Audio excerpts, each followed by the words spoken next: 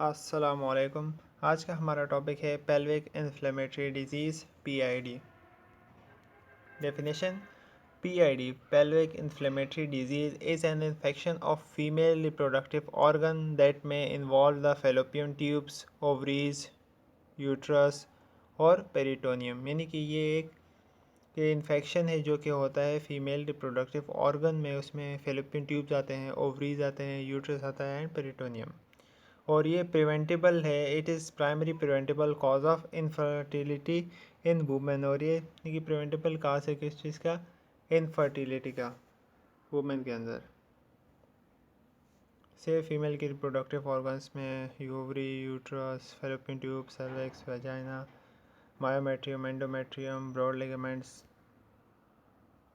से। और ये भी दिया हुआ है कि एग्जाम्पल जैसे vagina, cervix, myometrium, ovary, fallopian tubes, endometrium, uterus, इन सारी चीज़ों में जो इन्फेक्शन होता है वो फीमेल रिप्रोडक्टिव ऑर्गन्स में जो इन्फेक्शन होता है वो कहलाता है pelvic inflammatory disease.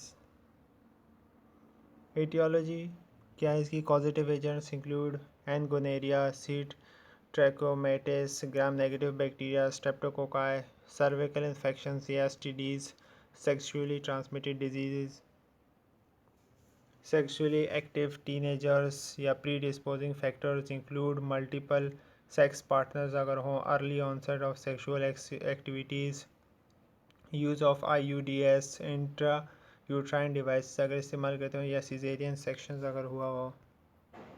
Clinical manifestation sign symptoms क्या होंगे? पेल्विक पेन होगा, pain during sex, abdominal vaginal discharge that is yellow और ग्रीन इन कलर और अनयूजुअल ओडोर होगी, ये स्मेल होगी, pain in lower abdomen area होगा, फीवर होगा, सर्विकल डिस्चार्ज होगा जो कि म्यूकोपुरुलेंट क्या है? कंटेनिंग बोथ म्यूकस एंड पस।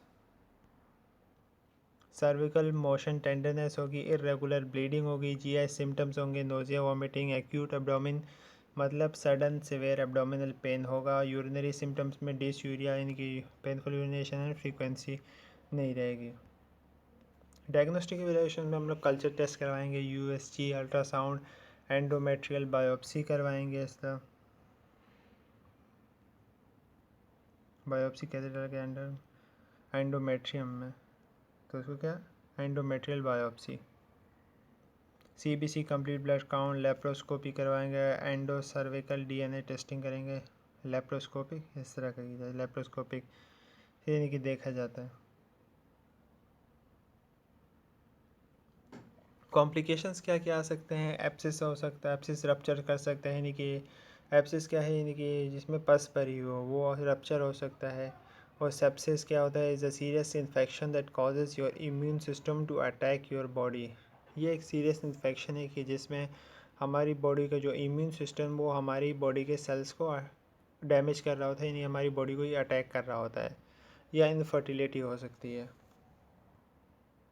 मैनेजमेंट इसकी क्या करेंगे? एंटीबायोटिक्स से करेंगे, combinations of tetracyclines, penicillins and सिफेलोस्पोरिन्स orally or parenterally depending on patient's condition such as cofenteton या cefotetan 2 gram IV every 12 hours या clindamycin 900 mg IV every 8 hours, ceftriaxone 250 mg IM intramuscular once daily plus, और doxycycline 100 mg orally या oral therapy doxycycline 100 mg orally BD या metronidazole 500 mg orally BD।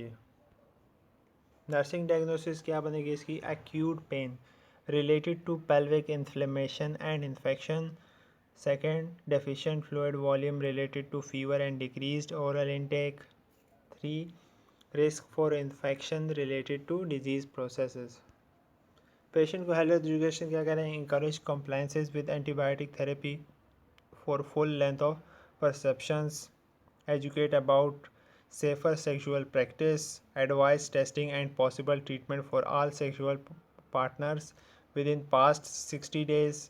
If diagnosed with pelvic inflammatory disease, sexual partner also must be treated even if they do not have any symptoms. Otherwise, infection will likely reoccur sex organ.